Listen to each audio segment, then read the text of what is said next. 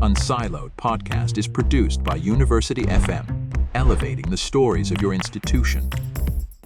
Welcome to unSILOed. This is Greg LeBlanc, and I'm here today with Carl Elliott, who is a professor of philosophy who teaches bioethics, medical ethics at the University of Minnesota, also the author of a number of books. I've got three of them with me. The most recent one is called The Occasional Human Sacrifice, Medical Experimentation and the Price of Saying No.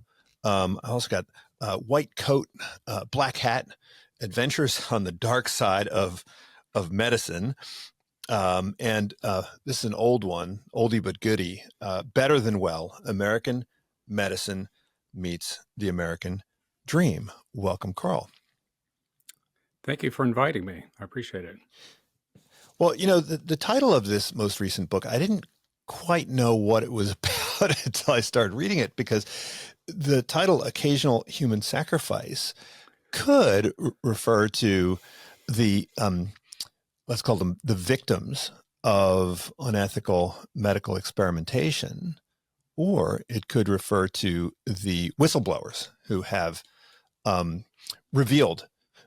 reported and uncovered these instances of what we might think of as Nazi-like experiments that have been done in American research institutions, American academic medical institutions. And I think you have a whole seminar on the ethics of experimentation in which you cover a lot of these scandals. And I'm guessing that this is really only the tip of the iceberg, because the only ones that we know about are the ones that have, in fact, been revealed or have, in fact, had whistleblowers who have brought this to the attention. You yourself were a whistleblower in your own institution, and it was very, very painful and difficult for you. So, I mean, I guess it's probably unusual for someone who is a professional bioethicist to, at the same time, also be a whistleblower. In fact, I think you pointed out that, you know, almost all of the cases that you discuss in your classes and in this book, they did go through some kind of IRB. And so there were people whose job it was to be sort of ethicists who had approved and endorsed and supported these instances of profound ethical transgression. So I guess maybe we can start by discussing your own case. How did you decide that you wanted to become a whistleblower yourself? I never decided that. I'm not sure that anybody really does. I mean, it's less something that you decide to do than something you kind of stumble into, I guess. The case at my own institution, I mean, it's a long, involved and complicated case, and I always have a hard time summarizing it. But it was about a young man, a young mentally ill man, seriously mentally ill man named Dan Markingson, who was experiencing a psychotic break. He was delusional. He was dangerous. He was threatening to kill people.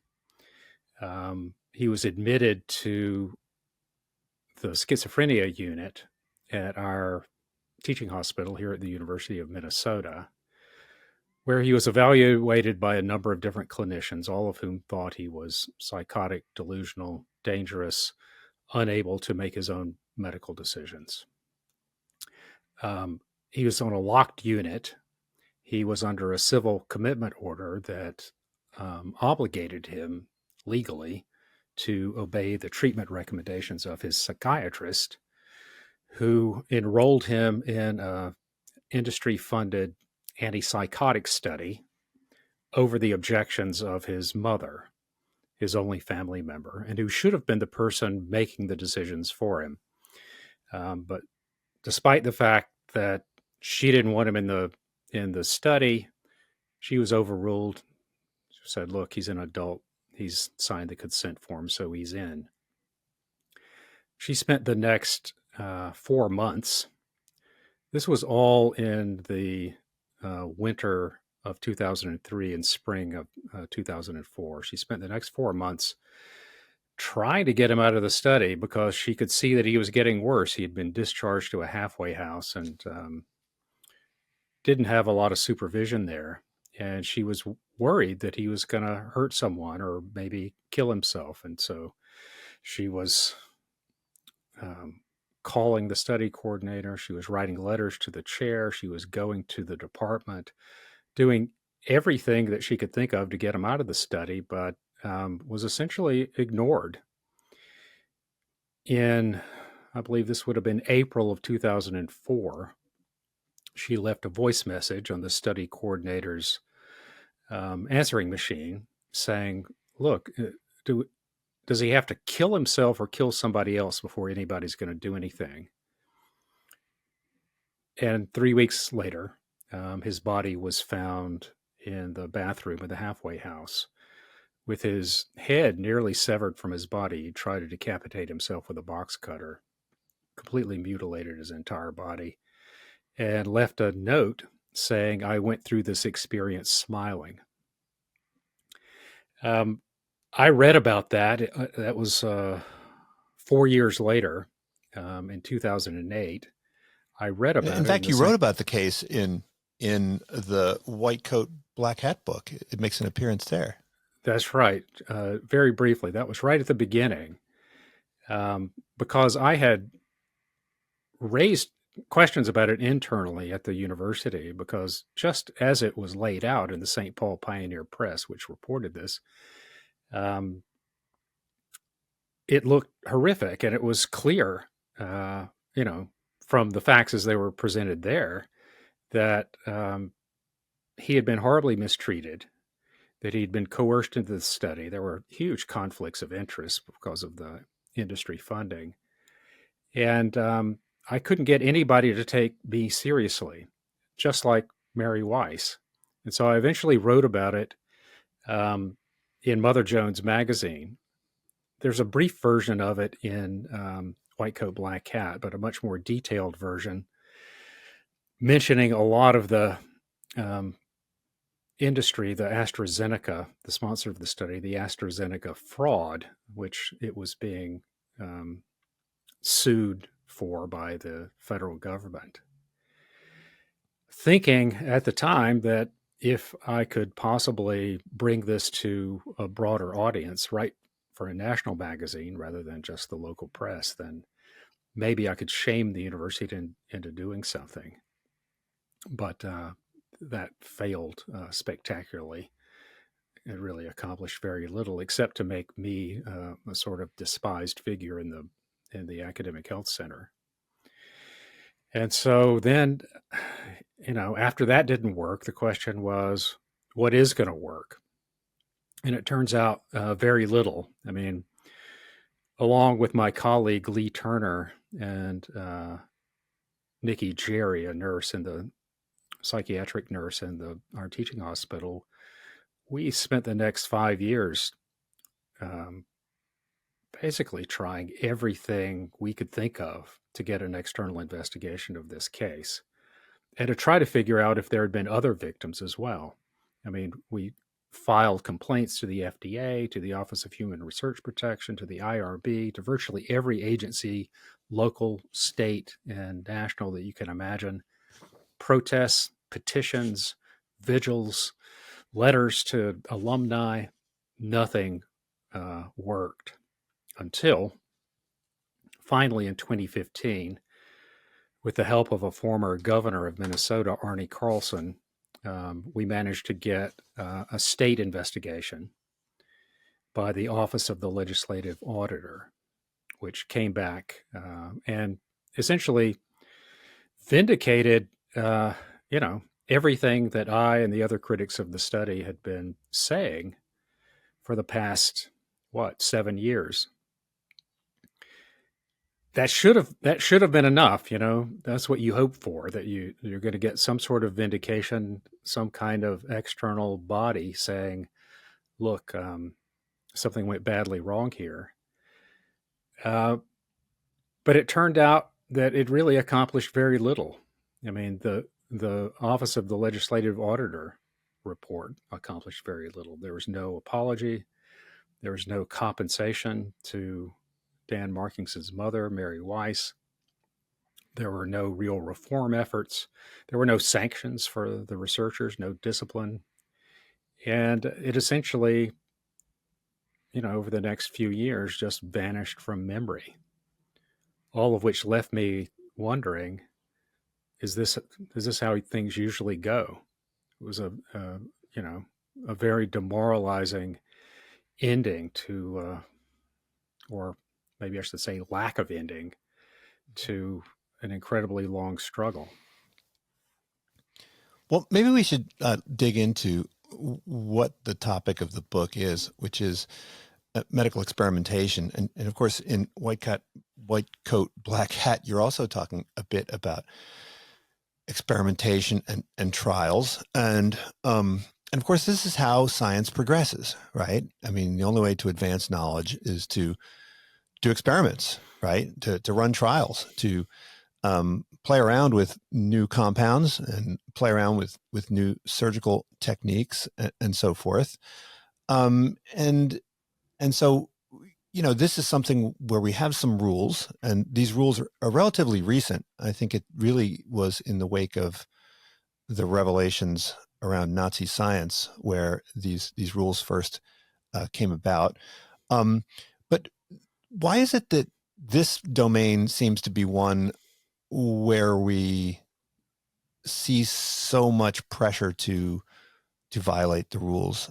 I mean, part of the story is financial conflicts, and I know you talk about that, but it seems like even without the financial conflicts, there's this, I don't know, pursuit of glory and status and recognition among medical researchers that leads them to compromise ethics and integrity. Is this domain unique in that respect? Is it different from medicine more generally?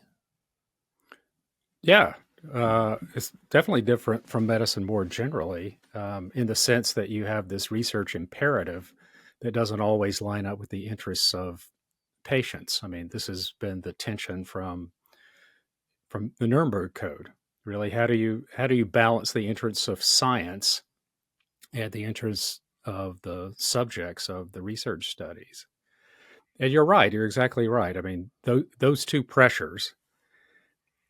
Initially, if by which I mean, status, glory, promotion, tenure, Nobel Prizes, and so on the one hand, and tremendous financial incentives on the other, those are the pressures that lead researchers to take shortcuts and, ignore the rights and the welfare of research subjects. But it's actually changed over time because, a lot of the stories, the whistleblower stories that I talk about in the book, a number of them take place in in the 1970s and the 1980s. Well, like Tuskegee is even earlier, but Tuskegee and Willowbrook and Hutchinson, right? I mean, well, I guess they're all revealed in the early 70s, and they took place earlier. Yeah, and so with those, which sort of predate the rise of big pharma, the biotech industry, the privatization of clinical trials. With those, usually what you're looking at is that race for glory, status promotion, prizes, awards, and so on.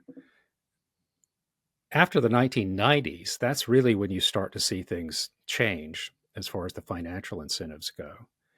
And in the class that I teach, you'll very often see that there's a tremendous amount of money at stake in the more recent scandals, which there often wasn't in those earlier ones like Tuskegee and Willowbrook. Right, but I think you paint a picture of academic medicine, which is pretty grim. I mean, all of the people that you talk to, they seem to be very critical of the research medicine institutions, where they seem to be very cutthroat. There seems to be a lot of competition. There seems to be a very strong hierarchy. I mean, is what is it about academic medicine that is so I don't know, pathological? I mean, all the things that you've pointed out. I mean, one of the things that runs through a lot of these stories, at least the stories of the physicians in the book, because some of them are not physicians, but the physicians are all very critical of academic medicine, of medical training. And the picture they paint is very much the one that you just sort of outlined. There's a very rigid status hierarchy. It's extremely authoritarian, very competitive. The coin of the realm is not patient care. It is research, and particularly now, research funding. In fact, research funding is more important than the actual research. And so you can see where you put all these things together, you have a very kind of toxic mix. And on the other side, I mean that's the gas pedal. On the other side, you don't have a lot in terms of breaks. In other businesses out there, actual businesses, factories, restaurants, mines, fisheries, and so on, you have a regulatory system, like a full-blown regulatory system with inspections and safety rules and so on. There's nothing like that in medical research. The oversight system is an honor system. Medical researchers are just trusted to behave honorably and honestly. And, I think there are real questions about whether an honor system is up to the task of overseeing and, doing the quasi-regulatory job of managing what is now, a multinational, global, multi-billion-dollar industry. But what about the whole bioethics profession? I mean, don't all of these institutions have bioethicists on the payroll, right? I mean, I think some of the folks in your book seem to be suggesting that they're kind of like the HR departments, right? The HR departments are always working for the, for the boss, right? Yeah. No, that's the problem. I mean, you started to see, if you look at the early days of bioethics, the figures that emerged in the 1960s and 1970s, very often they're not working in medical schools. A lot of them are theologians, actually, working in divinity schools. And there is this sense that, at least for part of that, part of the role there is as a critic of medicine, medical practice, medical professionalism, medical arrogance, speaking out on behalf of patients and on research subjects. But starting in the 1990s, you started to see the emergence of bioethics centers, departments, institutes within academic health centers. And so, bioethicists sort of relocated to the belly of the beast itself, telling themselves that, if you really want to make a difference, you need to be where the action is. The difficulty, I think, and, this is where bioethics has failed utterly. The difficulty is maintaining your independence and not being captured by, academic medicine itself. I mean, if you're working in an academic health center, you may not be a doctor, but, all your colleagues are doctors, nurses, other healthcare professionals. They're the ones who are on your promotion and tenure committee.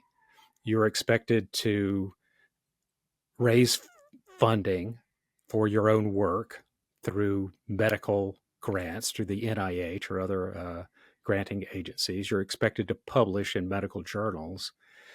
And, your ultimate boss is the dean of medicine or the vice president of the academic health center, just like it is for everyone else. And so you are yourselves in this sort of toxic, hierarchical, authoritarian culture that the whistleblowers, that I interviewed described. Some of the folks in the book, they describe a process where medical education and practice can lead to a dehumanization of the patient, right? Where they start to look at the patient as some kind of material or product. Is that something that's rare or common? I mean, is it difficult to maintain that sense of humanity and care for the patient in the face of so much death and so much continuous demand for productivity? I mean, I think it's hard, and it's getting harder, even for extremely well-intentioned, conscientious, good-hearted doctors. I mean, the pressures now, I think, are so much, and they come from different places. They come from corporate overlords. They come from practice guidelines. They come from a tremendous workload in which you're not really able to give patients the attention that they deserve. I mean, there's a tremendous problem with burnout among doctors and nurses, maybe even worse for nurses these days. And so, yeah, I think absolutely that's a problem. But it's also the case that it was a problem in medical research well before the present day. I mean, one of the things that you see running through, I would say, at least 90% of the scandals that we look at in the class that I teach on research scandals is that you're dealing with research subjects who are vulnerable in some way. They're often poor, they're uneducated, they're institutionalized, they're mentally ill, they're children, they're mentally disabled. They're unable to look out for their own interests in the way that an ordinary, competent adult is. And those populations are easily exploitable. I mean, we should have protections for those people, serious protections. We have, in our honor code, the common rule, there are federal guidelines that say this, that say you need to take special care with vulnerable populations. And they name a few vulnerable populations. But it's just a very weak sort of suggestion rather than a strict prohibition. And as a result, it just keeps happening again and again.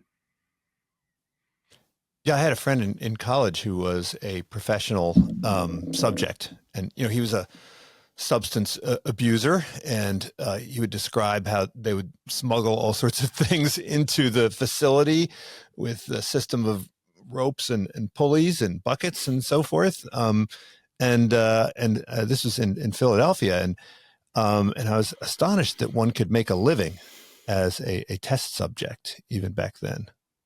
Yeah. Philadelphia is ground zero. There's probably more opportunities in Philadelphia than any other place in the country. But there are other places as well. There are a lot of, guinea pig pros, professional research subjects who travel around the country just looking for the best trials.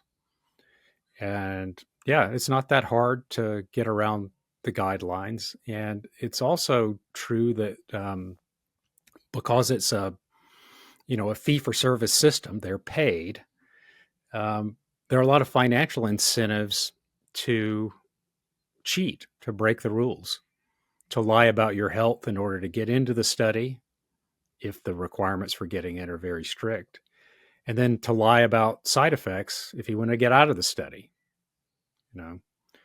It's a serious problem. Well, now let's talk about these whistleblowers.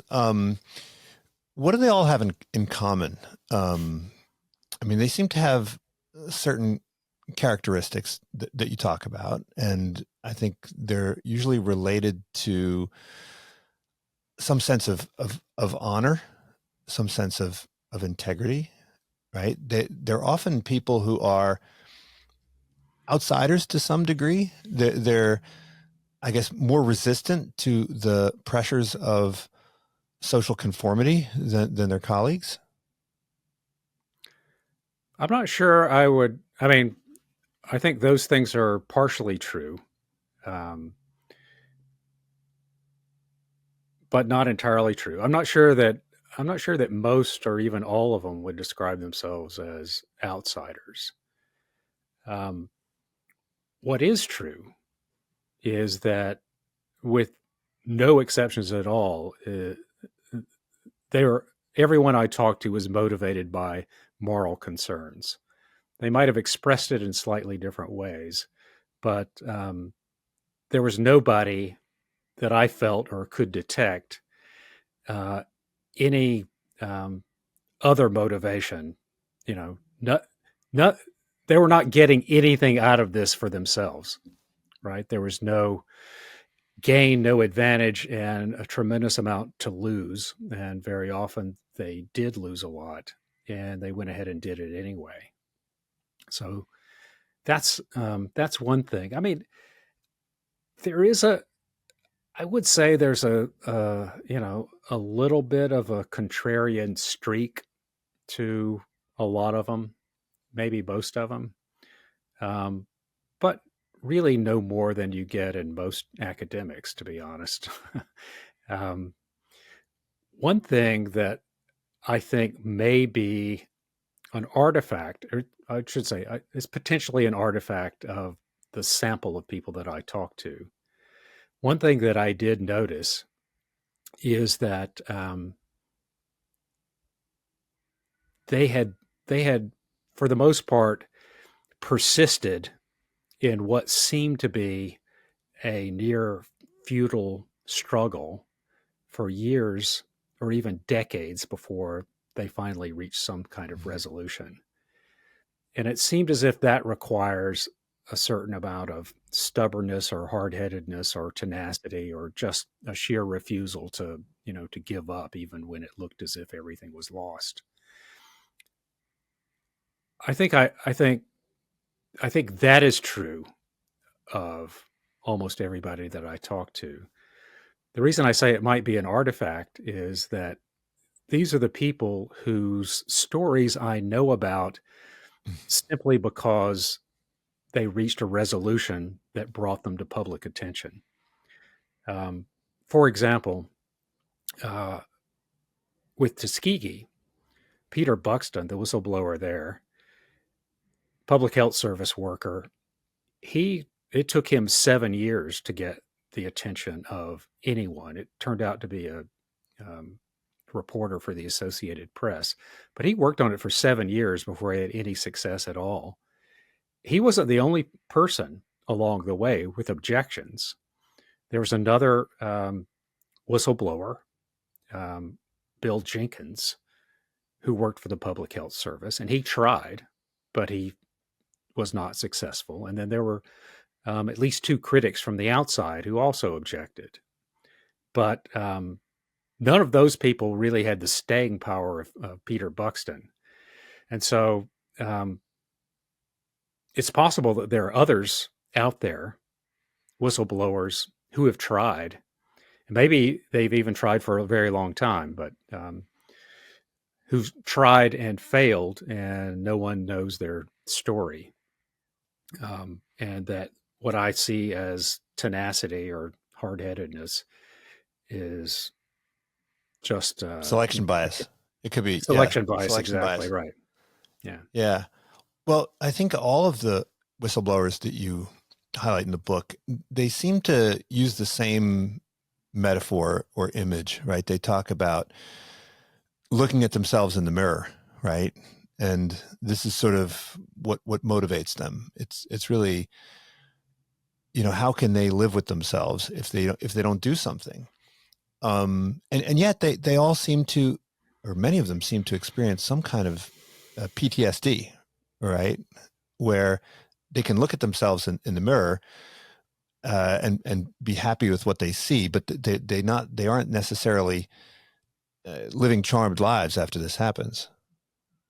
No, with a lot of cases, there's just this tremendous sense of disillusionment because, um, Well, does the disillusionment happen prior to the whistleblowing? In other words, once they realize that their institutions are engaging in this bad behavior, or does the disillusionment really kick in when they find that their attempts to report it aren't being addressed or listened to?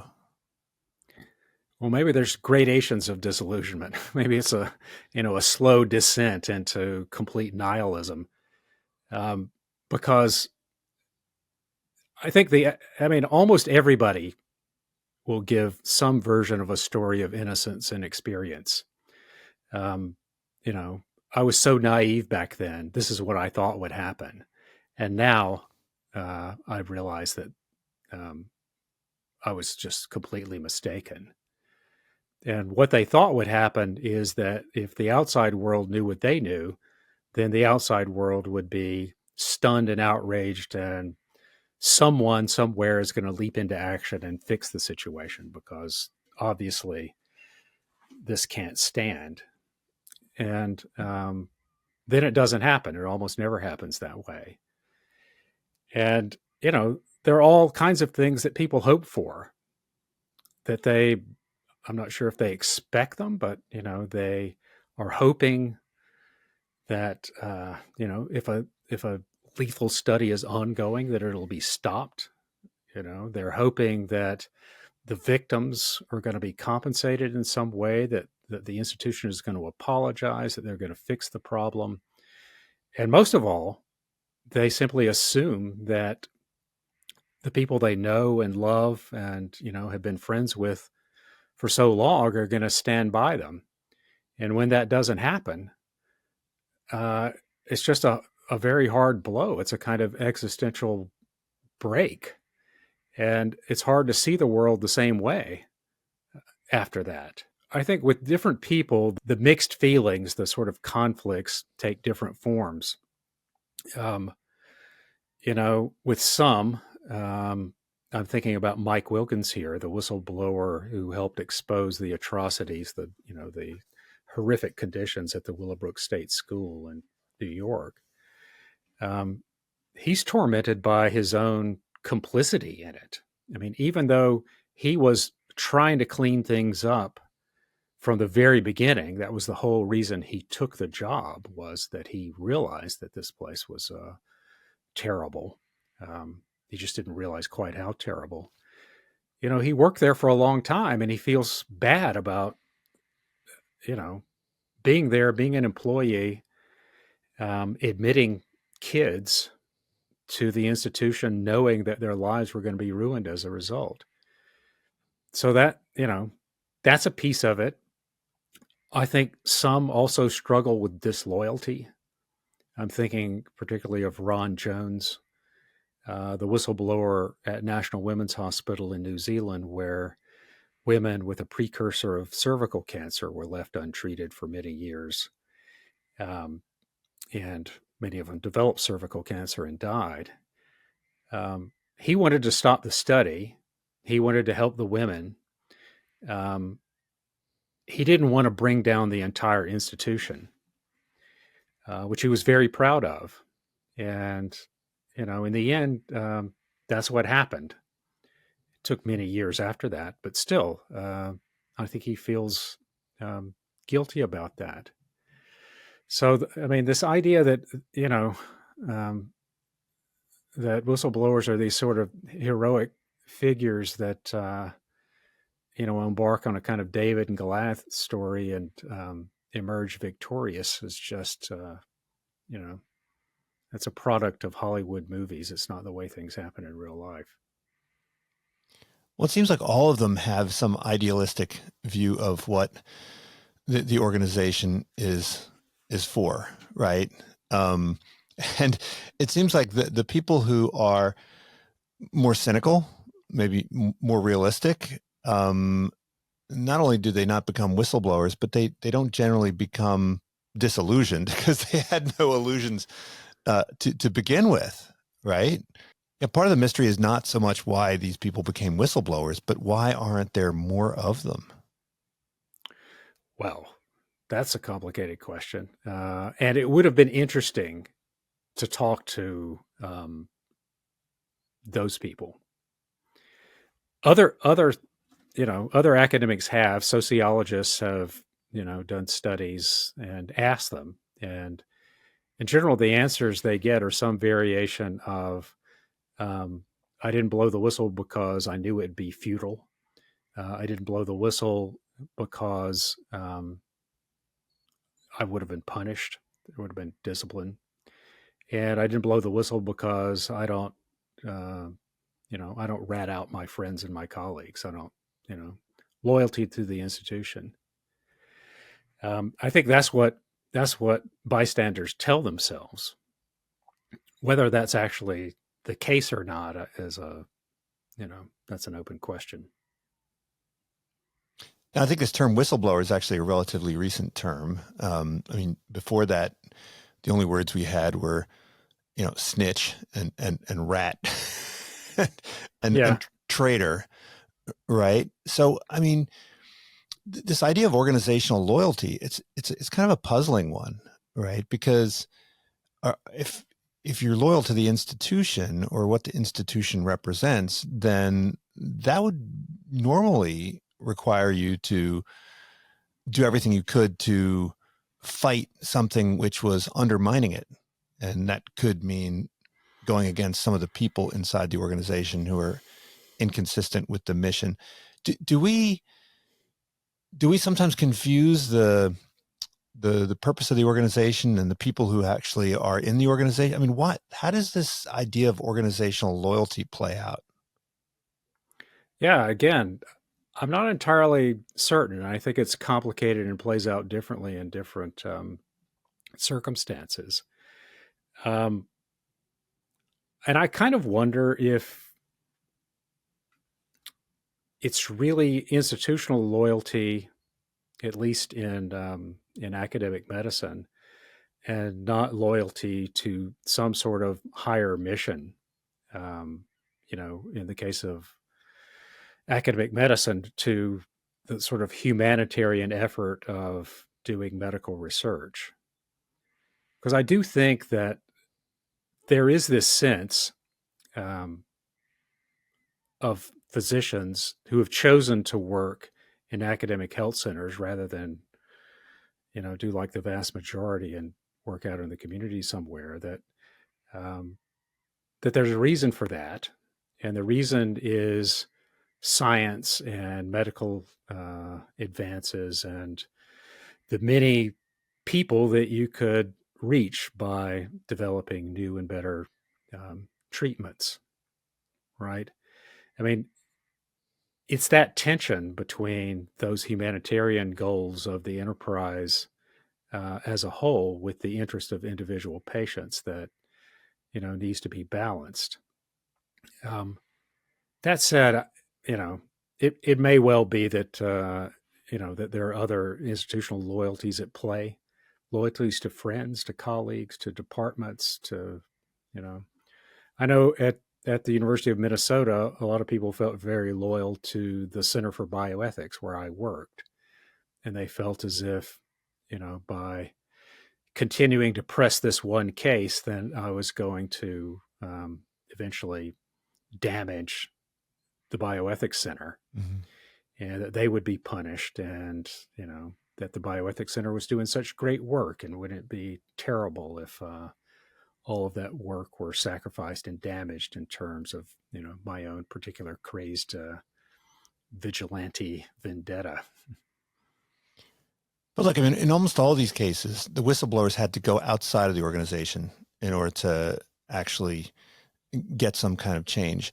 And so, as someone who teaches organizational design, it's always puzzling to me why organizations don't set up internal intelligence to identify these problems before they become bigger problems, right? Whether it's internal. I mean, look, I'm in a couple different universities, and I'm aware of lots of bad behavior and lots of corruption and pathological behavior, bad bosses, injustice, and so forth.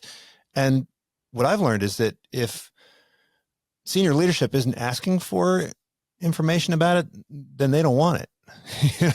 And so, but I'm always wondering, why aren't they always saying, hey, if you know anything, let me know. And what I get is, don't come to me with that. I don't want to hear about it. Why aren't organizations more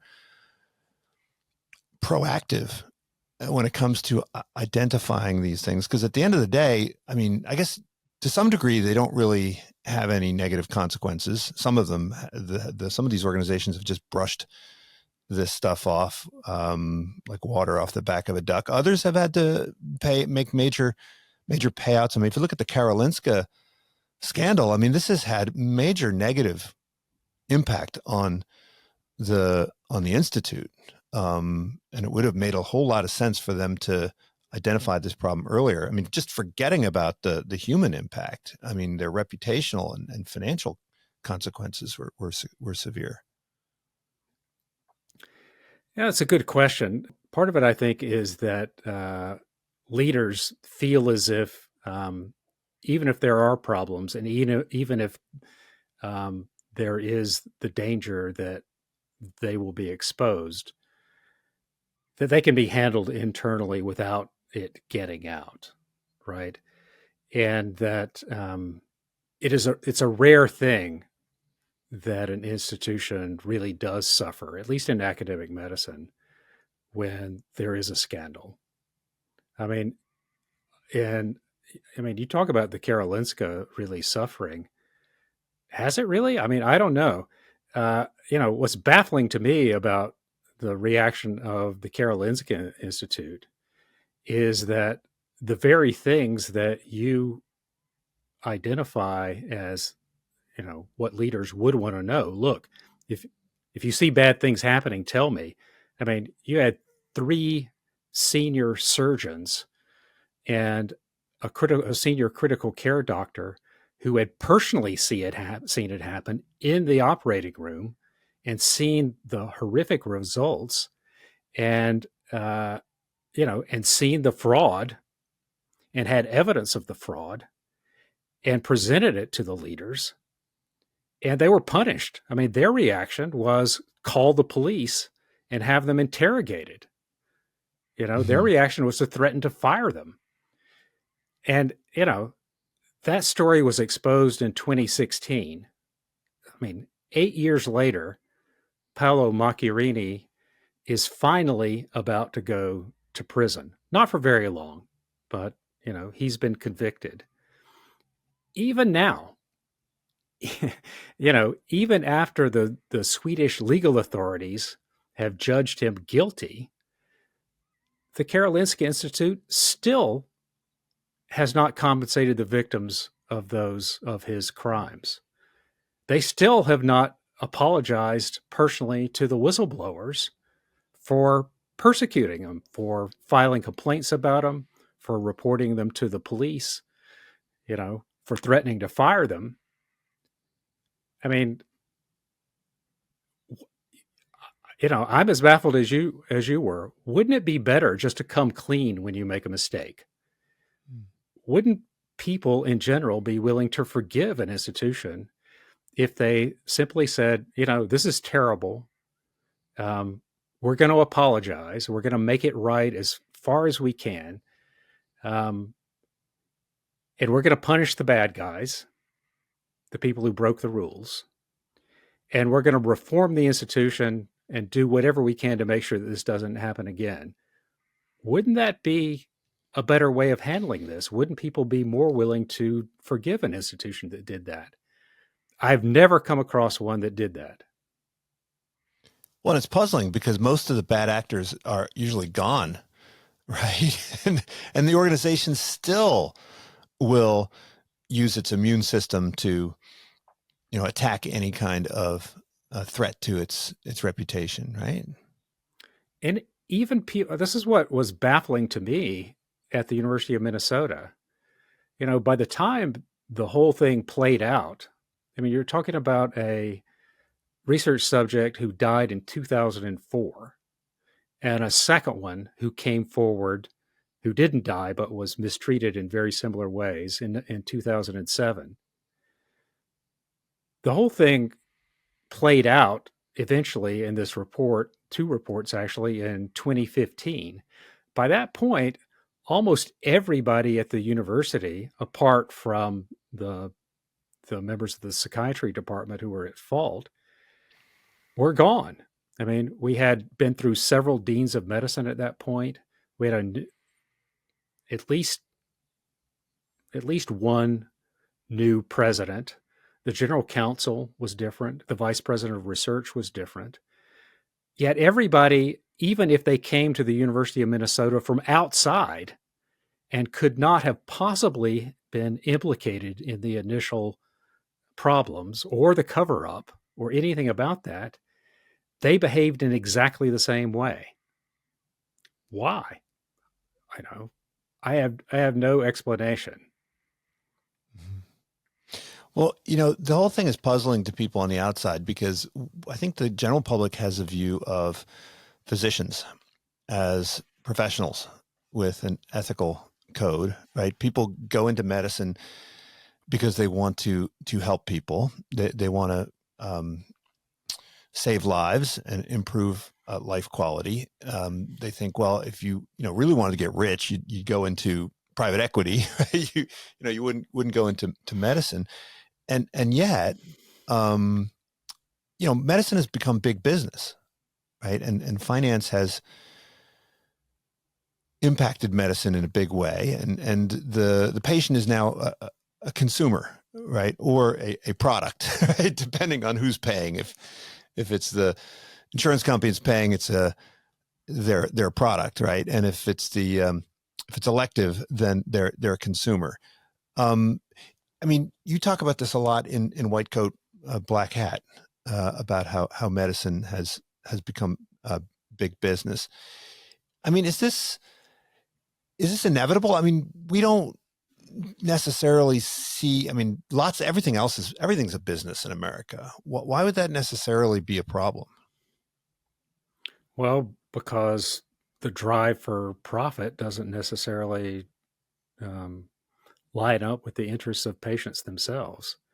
I mean, there are a lot of things that you can do that make you a lot of money in medicine that are not good for patients. If those two things were, aligned perfectly, I'm not sure that there would be a problem.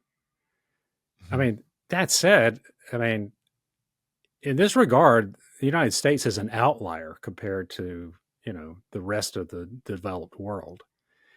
And somehow Americans have managed to convince themselves that, this is the best way, that capitalism is the best way of organizing medicine, despite the fact that almost everybody has complaints about medicine, about their insurance and about their inability to pay and about exorbitant medical bills and about the pharmaceutical industry. Still, somehow we can't imagine that anywhere else in the world does it better. Well, you talk a lot about marketing, right? And there's the B2B and the B2C aspects of it. On the B2B side, I find it interesting. This is back in the day. I think pharma sales to practitioners has changed a little bit since you wrote about it 20 years ago. But I found it fascinating, the dance that they would do, right? Where the marketing of medical devices and pharmaceutical products to doctors had to take a particular form, right? Where it had to look like it wasn't marketing, right? And you had to do it in such a way that, it couldn't be explicit that you were, say, bribing doctors, right? And I found this, there's this fascinating sort of dance that has to be done in order to preserve both the illusion externally and the illusion internally of integrity. I was wondering if you could talk about that. And has greater awareness of the marketing techniques used by pharma, for instance, affected how doctors view these marketing efforts? Have they become more sophisticated consumers of these marketing efforts? I'm skeptical that that's the case, although I should say that it's not something that I have sort of continued to work on seriously since the book came out. I mean, you're talking about drug reps and the various ways that drug reps try to get doctors to prescribe their drugs. I mean, this is this is what distinguishes medicine, prescription drugs, from other consumer products. They have to be prescribed by a doctor. And so, at least, for many years, the vast majority of the pharmaceutical industry's marketing efforts were aimed at doctors rather than at patients, right? Things have changed. You can't turn on television now or even, go on social media without being bombarded with direct consumer drug ads. But in general, this is the case. So there's a huge amount of money at stake in those marketing efforts. But no doctor really likes to think of, I shouldn't say none, because some are totally fine with it. But, many doctors don't like to imagine that their prescription decisions are based on marketing. They would like to think that they're based on the interests of patients rather than what a salesman is telling them. So drug reps have this way of, and have developed very sophisticated ways of sort of getting into the office and getting time with doctors and developing relationships with doctors. Relationships which, from their point of view, are purely mercenary, but which doctors are not supposed to realize are purely mercenary. And in fact, if they make it explicit that it's mercenary, then it backfires, right? Right. Yeah, exactly. Sometimes, I mean, I've had drug reps tell me about doctors basically saying, look, here's what I want you to do. I want a swimming pool. I want an aquarium for my office. So those kinds of stories are not, are not unusual. But, I think for a lot of doctors, they don't want to think of it as transactional in that way. They want to think of themselves as resistant.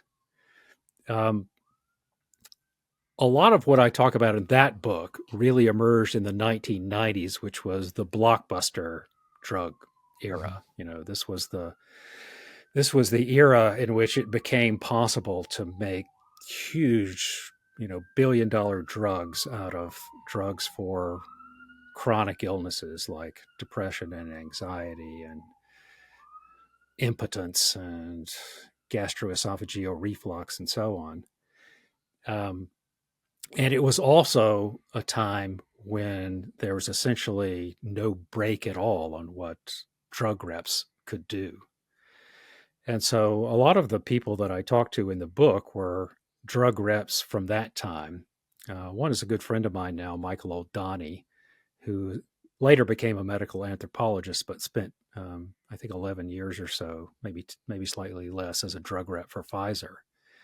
And some of the stories that, that they tell, of the sort of lavish gifts that they gave to doctors, almost a kind of arms race of gifts with one another to see who could, which drug rep could outdo the other. I mean, the Lilly rep is giving them something, so you have to outdo the Lilly rep, and then it turns out that the Forest rep is giving something even, more lavish, and so you have to outdo them.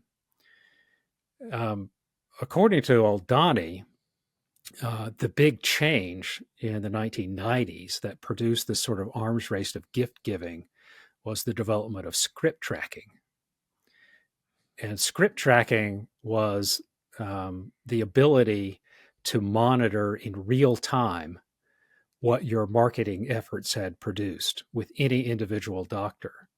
So you could test it out, What you'd want to do is identify the high prescribers, the people who really wrote a ton of the drug that you're marketing. So If you're marketing antipsychotic drugs, you need to find somebody who writes a lot of antipsychotic drugs. If it's antidepressants, the same thing. And, see what you can do for them. Maybe you take them out to a ball game. Maybe you invite them for dinner. Maybe you offer to hire them as a speaker. Maybe you hire them as a consultant, and you can watch in real time what these things do in terms of their prescription. And so we call it attribution in marketing, right? You can look at the attribution between the dollar you spend on the marketing and the dollar in revenue that you get. Yeah. The difficulty is that all the reps have access to the same data, right? Because they're all doing script tracking. And what you're doing is competing with the other reps for the share of the high prescriber. So you found somebody who writes a lot of antidepressants. It's much more effective if you're the drug rep to try to get, a bigger share of a guy who writes tons of antidepressants than to try to convince somebody who doesn't write many, to start writing them. So your share is in competition, with the other producers of antidepressants, all of whom are, doing the exact same thing that you do. And so if you take them to, like I live here in Minneapolis, so if you take them to a Timberwolves game, if they take them to a Timberwolves game, you got to find a Vikings game. And if they beat that, maybe you got to get them Super Bowl tickets. There's this sort of arms race that leads to more and more spending and more competition. And how do doctors convince themselves that they're not being affected by this? I mean, the same way that we all convince ourselves that we're not being affected by commercials that we watch on television. Mm-hmm. I mean, very often it's not obvious. There's a kind of subtle change in preferences and consciousness that takes place. And why don't look, as a solo practitioner, I can understand because the patients aren't monitoring this, but as an institution, right, like a hospital, why would they permit this? I mean, if I'm a university and I discover that, my professors are getting paid by the students, right, or, by textbook producers or something, I mean, the university would not tolerate that, one would hope. Or if I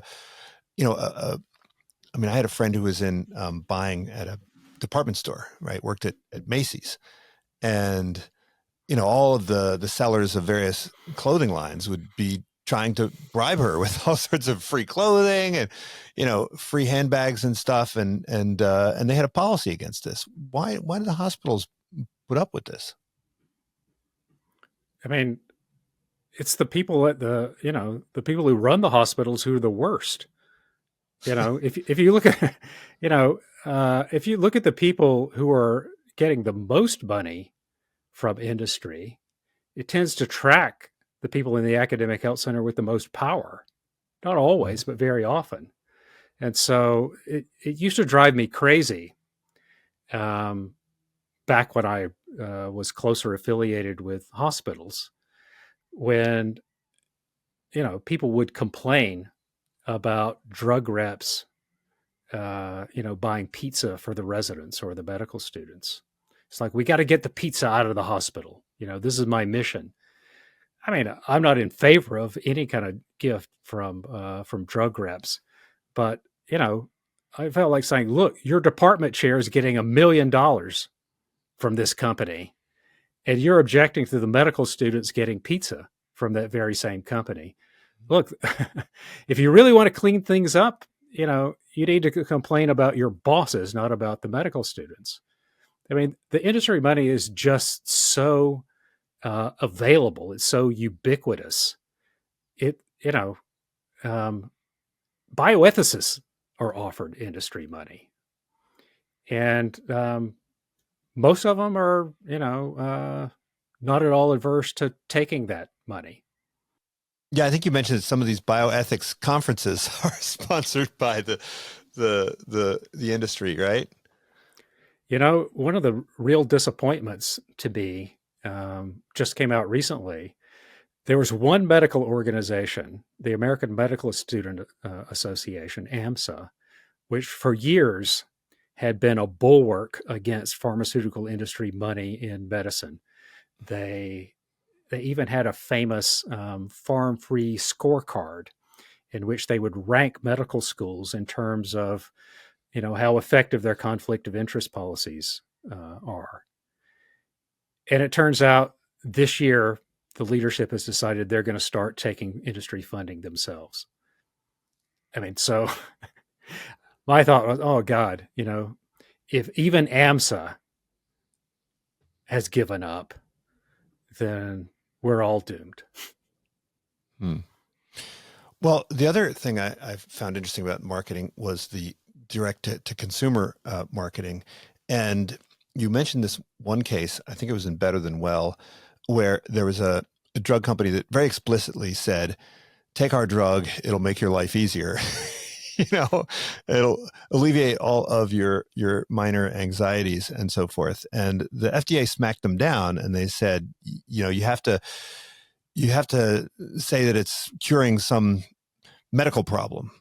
Now, of course, it's very easy just to convert social anxiety or whatever into a medical diagnosis. I mean, are people even aware of the rhetoric that is used to pathologize the human experience? I mean, we use the word cure, like we got to cure your baldness, right? We have to cure your unhappiness. We have to, cure your feelings of inadequacy or whatever. I mean, it's kind of an interesting sociological phenomenon that we've used the language of medicine to describe the human experience. Yeah, and I think it's just continued along that same trajectory since Better Than Well. I mean, I think that book came out in 2003. Now what's striking to me is how universal and unthinking these kinds of what used to be considered medical diagnoses have become part of ordinary people's self-descriptions. I mean, people will talk about being, oh, I'm a little OCD, or he's on the spectrum, or, I'm ADHD, as if, in an unthinking way that other people understand immediately. I mean, we describe our inner lives now in terms of medical diagnoses, which I think says something about just how thoroughly pharmaceutical marketing has infiltrated the way that we think of our inner lives. Mm-hmm. Well, I mean, the book Better Than Well, a lot of it is really about identity and this, I guess, especially American notion of authenticity, and that our personal lives are a mission to become our true selves, and medicine's there to help us achieve that goal, right? Does the business of medicine essentially, I don't know, promote the notion that we are not being our authentic selves, and therefore we need to have a greater demand for these services and products that'll help us truly become authentic, whether it's in the form of cosmetic surgery or life enhancing pharmaceutical products? I think the marketing follows our language and our self-conceptions. I think you can market something as a way of becoming who you really are, and you can market something as a way of becoming something new and better, right? It's an open question which of those will work better. I mean, back when I wrote the book, what was striking to me at the time was just how often people described medical interventions, cosmetic surgery, stimulants, antidepressants, what was then called sex reassignment surgery, now gender affirming care, as a way of becoming the person they really were inside, as a way of sort of fulfilling, their authentic self. And my initial thought, this came out really, I think the first time I noticed it was with Peter Kramer's book, Listening to Prozac.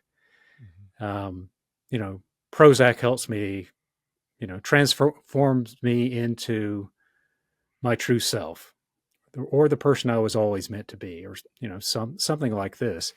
And my initial thought was that Prozac, the SSRIs, there was something really different going on with them as opposed to other kinds of antidepressants or other kinds of medical interventions.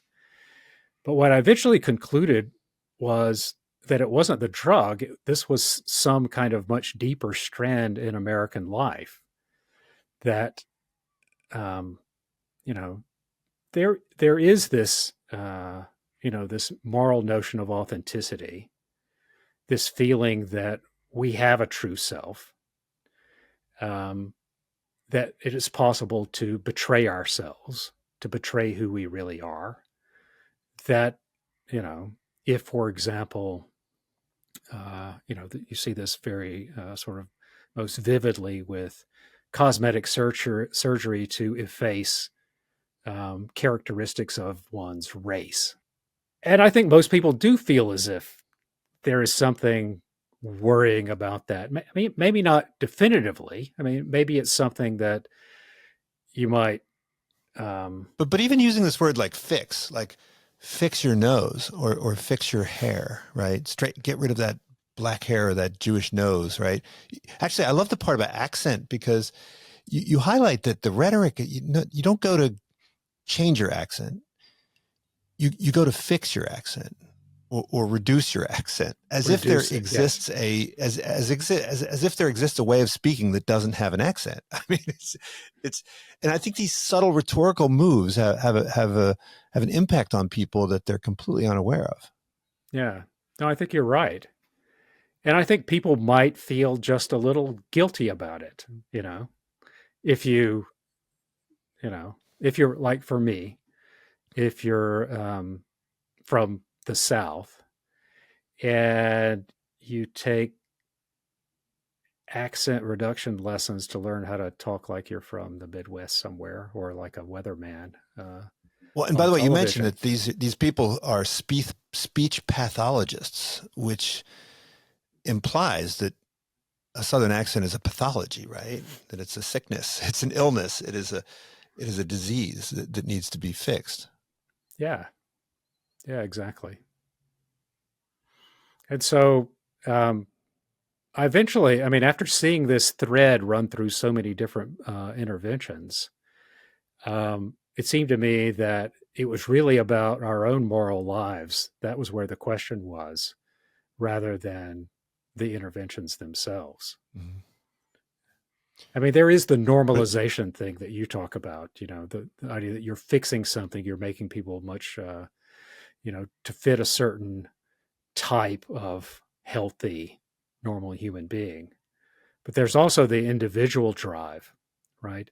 The sense that an intervention will help you become who you really are on the inside. And that just seems like a puzzle worth digging out to me. Mm. But is that an illusion? Because what it's really doing is making you into the person that, America wants you to be.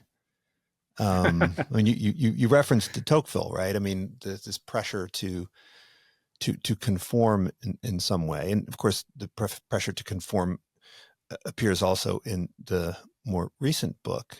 You see people getting Instagram face, right? The where the filters are not enough. You actually have to get physical surgery to look like Kim Kardashian, right? Or you're unlocking the inner Kim Kardashian, which is the true you. That seems like a stretch. Yeah. Well, it's not just conformity, though. I mean, conformity is one piece of it. But the interesting thing about Tocqueville is that, you know, he was struck by, uh, I guess the sort of, in some sense, the independent mindedness of Americans, the refusal to be, um, tyrannized by history, by tradition, and by authority. But the thing is, if you're not looking to those things, you're probably looking over your shoulder all the time to see how other people are reacting, how they're acting, and how they're reacting to you. And so, yes, there's the drive to fit in, but there's also the drive to stand out, which are two sides of the same coin, right? Both are this extraordinary sensitivity to the opinions of other people. Mm-hmm. Now, look, you left med school to study philosophy, and I think this is an unusual trajectory. And I think Peter Kramer, in his introduction to Better Than Well, said that bioethics, in a way, kind of rescued philosophy.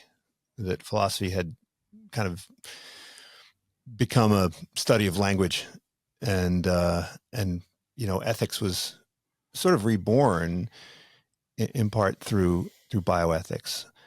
I mean, do you think that bioethics serves as sort of a window into broader issues of ethics and what it means to be human? No. I wish that were the case. But I don't think it is. I find bioethics in general just a huge disappointment. Intellectually, if you go to a bioethics conference, you will find really just versions of the same arguments, same problems that you would have found at a bioethics conference in the late 1980s. And bioethics has also sort of taken up residence in academic health centers, which has involved being captured by the concerns and the pressures of academic health centers. It would be good if bioethics could live up to its self-image of being, a thoughtful critic of medicine. But it doesn't live up to that.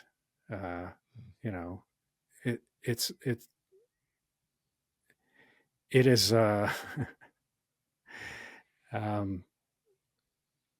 was just having a conversation just recently about this very thing, and I asked the question: can you think of a single case in which there has been, a major scandal of any kind at a medical school involving patient care, involving corruption, involving sexual abuse of patients, involving research misconduct, when a bioethicist has been critical of his or her own institution? It never happens. You will find people in other departments being critical of their own institution.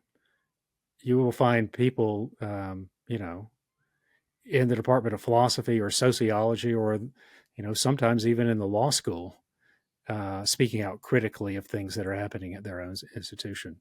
But bioethicists don't. And there are a lot of reasons that they don't. But one of them is that they know how unwelcome it would be. They know what the blowback would be. And so they keep quiet. And, that's a shame. Mm-hmm. Well, Carl, thanks so much for joining me. I really hope that people will check out this book, The Occasional Human Sacrifice, and I hope it will inspire and not deter any potential future whistleblowers, even after they understand the cost that they'll probably have to pay if they decide to go down that heroic route. Thanks so much. Well, thank you. unSILOed podcast is produced by University FM, elevating the stories of your institution.